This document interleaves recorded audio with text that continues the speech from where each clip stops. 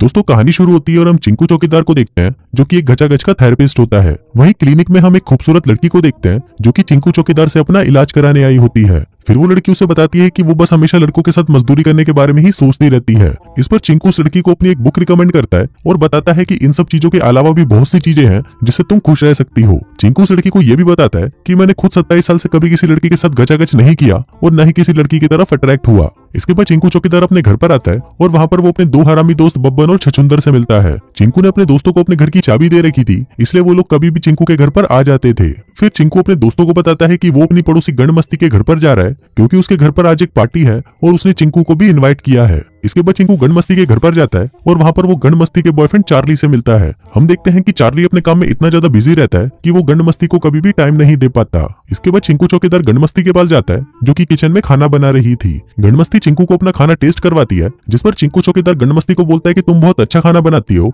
और तुम्हें अपना रेस्टोरेंट खोलना चाहिए। अगले दिन चिंकू चौकीदार अपने पेरेंट्स के घर जाता है जहाँ पर चिंकू का बाप हर वक्त चिंकू को लेकर परेशान रहता है। चिंकू का बाप कहता है कि उसे तो पता ही नहीं है कि चिंकू है क्या, ना तो उसे लड़कियां पसंद है और ना ही उसे लड़के पसंद है और उसने आज तक कभी भी किसी के साथ मजदूरी भी नहीं की।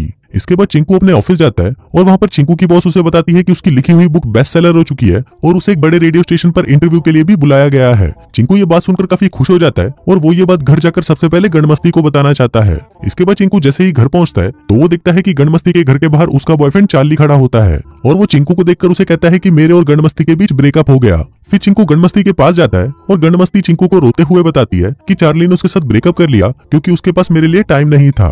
गणमस्ती को रोता हुआ देखकर चिंकू उसे संभालता है और उसका मूड अच्छा करने के लिए उससे बात करने लगता है। अब बातों ही बातों में गणमस्ती के मन में चिंकू के लिए फीलिंग्स उठने लगती है और वो चिंकू के पास आकर उसे चूसना शुरू कर देती है। लेकिन चिंकू को ये सब काफी अजीब लगता है और वो गणमस्ती को कहता है कि उसके सर में बहुत दर्द हो रहा है और ऐसा बोलकर चिंकू वहाँ से चला जाता है। अगली सुबह चिंकू के दोस्त उसके पास आते हैं और उसे अपने साथ बास्केटबॉल मैच पर चलने के लिए कहते हैं। फिर वो सभी बास्केटबॉल मैच खेलने जाते हैं और खेलते वक्त अचानक बॉल चिंकू के घुटनों पर लग जाती है और वो वहीं पर बेहोश हो जाता है। इसके बाद चिंकू को हॉस्पिटल ले जाया जाता है और वहाँ पर डॉक्टर उसके घुटनों को देखकर बोलता है कि ये तो बहुत छोटे हैं। फिर चिंकू डॉक्टर को कहता है कि उसके सर में बहुत तेज दर्द हो रहा है, तो डॉक्टर उसके सर का सीटी स्कैन करते हैं। अगली सुबह डॉक्टर चिंकू के पास उसकी रिपोर्ट लेकर आते हैं और उसे बताते हैं कि उसके सर में एक ट्यूमर है जिसकी वजह से उसके शरीर में टेस्टोस्टेरोन हार्मोन नहीं बन पा रहे। फिर डॉक्टर चिंकू से कहते हैं कि एक ऑपरेशन से उसका ये ट्यूमर निकाल दिया जाएगा और वो फिर से नॉर्मल हो जाएगा। अब ये बात सुनकर चिंकू बहुत खुश हो जाता है और ऑपरेशन के लिए तैयार हो जाता है। फिर ऑपरेशन सक्सेसफुल होने के बाद चिंकू अपने घर पर आता है जहाँ पर उसकी मॉम उसका ख्याल रखती है। अब ऐसे ही कुछ दिन बीत जाते हैं और हम चिंकू चौकीदार को देखते हैं जो एक एडल्ट मैगजीन देखकर अपना हथियार खड़ा करने की कोशिश करता है, लेकिन उसका हथियार खड़ा ही नहीं हो पाता। फिर जब ये बात चिंकू के हरामी दोस्तों को पता चलती है तो वो चिंकू के घर पर एक स्टीपर को लेकर आते हैं जिससे वो एक्साइटेड हो जाए और उसकी छोटी बंदूक फिर से चलना शुरू हो जाए। अब वो स्टीपर अपनी गन का पूरा जोर लगाकर चिंकू को एक्साइट करने की कोशिश करती है, लेकिन चिंकू का हथियार तो लंगड़ा हो चुका था, साला खड़ा ही नहीं होता, जिससे उन लोगों का ये प्लान फ्लॉप हो जाता है। फिर अगली सुबह जब चिंकू उठकर नीचे आता है तो उसका बाप देखता है कि चिंकू का छोटा हथियार खड़ा हो गया है और ये देखकर वो बहुत खुश होता है। अब चिंकू को अपने पेरेंट्स के सामने काफी शर्म आ रही थी, लेकिन उसके मॉम और डैड तो खुशी के मारे डांस कर रहे थे। अब इसके बाद से ही चिंकू में काफी कॉन्फिडेंस आ जाता है। फिर वो जैसे ही अपने घर पर जाता है तो वो वहाँ पर अपने दोस्त को देखता है जो कि किसी लड़की के साथ वहाँ पर मजदूरी कर रहा था। अब उन दोनों को वहाँ पर साथ में मजदूरी करता हुआ देखकर चिंकू का छोटा पप्पू वापस खड़ा हो जाता है। अब चिंकू के पास और कोई ऑप्शन नहीं था, इसलिए वो अपनी ठरक को शांत करने के लिए हिलाना शुरू कर देता है। अब चिंकू को हिलाने में बहुत मजा आ रहा था तो वो दिन रात सिर्फ हिलाता ही रहता है। चिंकू इतना हिलाता है कि वो हिलाते हिलाते पूरी दुनिया हिला देता है। इसके बाद कुछ दिनों बाद चिंकू गणमस्ती से मिलता है और गणमस्ती चिंकू को बताती है कि वो एक फूड कंपटीशन के लिए दूसरे शहर जा रही है। अभी बात सुनकर चिंकू को बहुत बुरा लगता है, लेकिन चिंकू उसके सामने ऐसा दिखाता है कि उसे इस बात से ज्यादा फर्क नहीं पड़ा और वो गणमस्ती को बाय बोलकर वहां से चला जाता है। अगले दिन चिंकू अपने क्लिनिक जाता है और वहां पर पेशेंट्स की बातें सुनकर उसका छोटा पप्पू फिर से खड़ा होने लगता है। अब चिंकू उन सब चीजों से काफी परेशान हो गया था, इसलिए वो अपने डॉक्टर के पास जाता है और उसे अपनी सारी परेशानियां बताता है। इस पर डॉक्टर उसे बोलता है कि तुम्हारी प्यूबर्टी अभी ही स्टार्ट हुई है, इसलिए तुम्हें इन सब मुश्किलों का सामना करना ही पड़ेगा। इसके अलावा भी तुम्हें और भी चीजों का सामना करना पड़ सकता है, जैसे आवाज का भारी होना और चिड़चिड़ापन, लेकिन तुम्हें इन सब चीजों से परेशान होने की कोई जरूरत नहीं है क्योंकि ये सभी चीजें टाइम के साथ साथ अपने आप ही ठीक हो जाएंगी।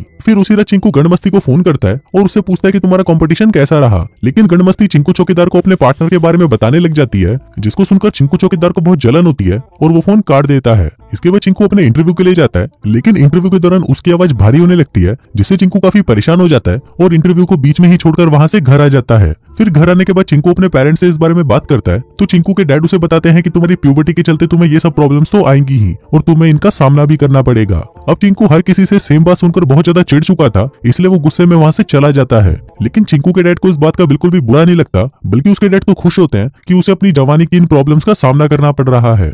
अगले दिन चिंकू अपने दोस्तों के साथ घूम रहा होता है तो उसमें से एक दोस्त छछुंदर चिंकू से कहता है कि कुछ ही दिनों में मेरी और मेरी वाइफ की एनिवर्सरी है, तो क्या तुम उस रात मेरे बच्चों का ध्यान रखने आ सकते हो, क्योंकि उस रात को मैं अपनी वाइफ के साथ रेस्टोरेंट में डिनर के लिए जाऊंगा। अब चिंकू छछुंदर के बचपन का दोस्त था, इसलिए वो उसे हाँ बोल देता है। इसके बाद चिंकू जब अपने घर पर आता है तो वहाँ पर उसका एक पड़ोसी जॉश उसे कहता है कि तुमको टिंडर ज्वाइन कर लेना चाहिए, क्योंकि वहाँ पर तुम नई नई लड़कियों के साथ मजदूरी कर सकते हो। अभी सुनकर चिंकू सोचता है कि जब तक गंडमस्ती आ नहीं जाती तब तक वो इन लड़कियों के साथ मजदूरी करने की प्रैक्टिस कर लेगा, जिसके बाद वो टिंडर ज्वाइन कर लेता है। फिर हम देखते हैं कि टिंडर ज्वाइन करने के बाद चिंकू हर रोज नई लड़कियों के साथ मिलता था और उनके साथ दिन रात मजदूरी करता था।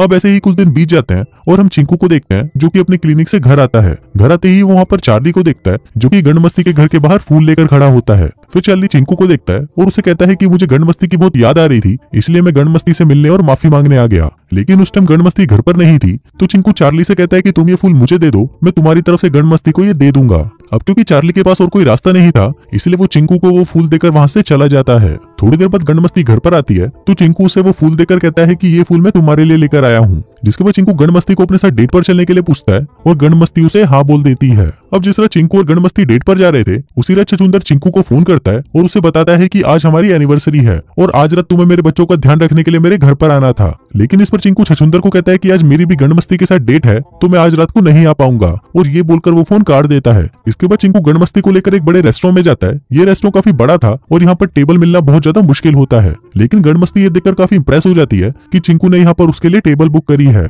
इसके बाद वो दोनों बातें कर ही रहे थे कि तभी वहाँ पर छछूंदर और उसकी वाइफ आ जाते हैं। फिर वो चिंकू को देखकर बोलते हैं कि ये टेबल तो हमारी है, हमने पहले ही इसका रिजर्वेशन करवा रखा है। लेकिन चिंकू चौकीदार ने यहाँ पर झूठ बोलकर ये टेबल खुद ही ले ली थी। अब जब ये बात गंडमस्ती को पता चलती है तो वो बहुत ज्यादा नाराज हो जाती है और उठकर वहां से जाने लगती है। फिर चिंकू गंडमस्ती के पास आता है और उसे समझाने की कोशिश करता है, लेकिन गंडमस्ती चिंकू को कहती है कि मुझे पहले ही पता था कि वो फूल भी तुम लेकर नहीं आए थे, बल्कि वो फूल चार्ली ने भेजे थे। लेकिन फिर भी मैंने तुमको कुछ नहीं कहा क्योंकि मुझे लगा कि तुम बहुत अच्छे लड़के हो और मैं तुमसे प्यार करने लगी थी। लेकिन अब तुम जैसे हो गए हो, मुझे देखकर बिल्कुल भी अच्छा नहीं लग रहा। और ये बोलकर गंडमस्ती वहां से चली जाती है। अगले दिन चिंकू क्लिनिक जाता है और वहां पर वो एक पेशेंट से बात कर ही रहा था, लेकिन तभी वो पेशेंट चिंकू से कहती है कि मुझे तुम्हारे साथ मजदूरी करनी है। अब चिंकू उसकी इच्छा पूरी करने के लिए उसके पास आता है और फिर जैसे ही वो अपनी पैंट उतारने लगता है तभी चिंकू की बॉस उसे ऐसा करते हुए देख लेती है और उसे जॉब से निकाल देती है। अब इसके बाद से ही चिंकू बहुत ज्यादा परेशान रहने लगता है। फिर एक दिन वो अपने डैड के पास उनसे बात करने जाता है, जहाँ पर उसके डैड उसे बताते हैं कि तुम्हें इस उम्र में बहुत सारी परेशानियों का सामना करना पड़ेगा, लेकिन तुम हर परेशानियों से ऐसे डरकर गिव अप नहीं कर सकते, इसलिए तुम्हें हमेशा आगे बढ़ते रहना चाहिए। अब ऐसे ही कुछ दिन बीत जाते हैं और फिर एक दिन चिंकू एक टॉक शो पर जाता है और वहाँ पर सबको बताता है कि उसकी लिखी हुई बुक बिल्कुल बकवास है और तुम लोगों का जब भी मन करे तुम खुलकर मजदूरी करो और किसी को भी अपनी ठड़क को दबाना नहीं चाहिए। अब ये बात सुनकर सभी लोग खुश हो जाते हैं और चिंकू को बहुत अप्रिशिएट करते हैं। इसके बाद चिंकू अपने दोस्त छछूंदर के पास जाता है और उससे उस रात की माफी मांगता है। अब छछूंदर चिंकू के बचपन का दोस्त था, इसलिए वो ज्यादा टाइम तक उससे नाराज नहीं रह सकता था और वो उसे माफ कर देता है। फिर चिंकू से पूछता है कि मैं गंडमस्ती को कैसे मनाऊं, क्योंकि मैं गंडमस्ती से बहुत प्यार करता हूं। इस पर उसके दोस्त उसे बताते हैं कि तुम्हें गंडमस्ती को सब कुछ सच बता देना चाहिए। फिर उसी रात चिंकू गंडमस्ती से मिलने उसके रेस्टोरेंट में जाता है। वो देखते हैं कि आज गंडमस्ती के रेस्टोरेंट की ओपनिंग थी और वो सभी के लिए खाना बना रही थी। फिर चिंकू गंडमस्ती से कहता है कि उसकी प्यूबर्टी 27 साल बाद फूटी थी, इसीलिए वो ये सब हरकतें कर रहा था। उधर हम चार्ली को भी देखते हैं और वो भी यहाँ पर गंडमस्ती से माफी मांगने आया था। फिर चिंकू गंडमस्ती से कहता है कि वो उससे बहुत प्यार करता है और उससे शादी करना चाहता है। अब चिंकू की बात सुनकर गंडमस्ती उसे माफ कर देती है और उसे शादी के लिए हाँ कर देती है। फिर कुछ महीनों बाद हम देखते हैं कि चिंकू चौकीदार की शादी हो चुकी है और उसने गंडमस्ती को प्रेग्नेंट कर दिया है। साथ ही वो एक बहुत बड़ा राइटर बन चुका है और अब उसकी लाइफ में सब कुछ मस्त चल रहा है। और इसी हैप्पी एंडिंग के साथ ही ये कहानी यहीं खत्म हो जाती है।